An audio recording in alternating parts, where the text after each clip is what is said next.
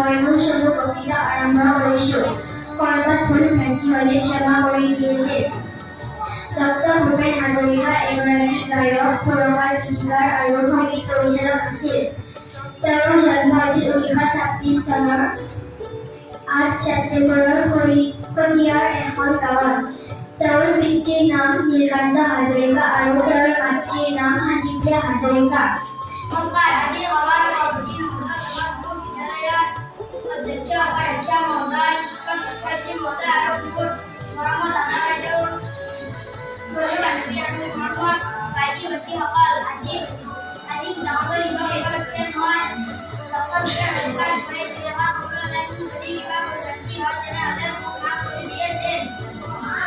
আজি হৈছে 5 নৱেম্বৰ, ডাঙৰ দিৱস। আমি জানো যে প্ৰতি বছৰে 5 নৱেম্বৰ তাৰিখে ডাঙৰ দিৱস পালন কৰা হয়। এই দিৱসটো হৈছে ভূপেন হাজৰিকাৰ জন্মদিন। তেওঁ এগৰাকী গীতিকাৰ, সুৰকাৰ, নাট্যকাৰ, চিত্ৰ পৰিচালক আছিল।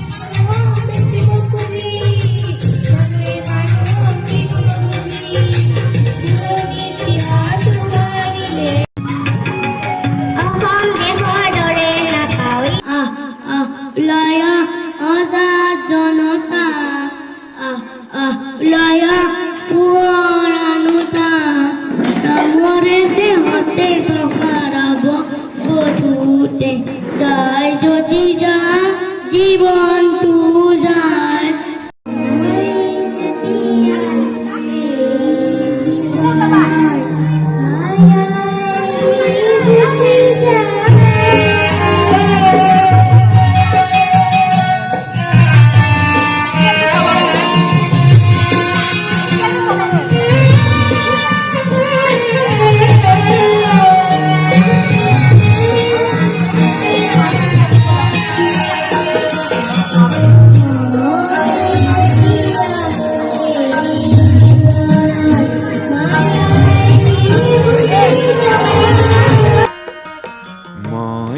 যেতিয়া এই জীয়নৰ মায়া এৰি গুচি যাম, আশা কৰো মোৰ চিতাৰ কাষত তোমাৰ সঁহাৰি পাম।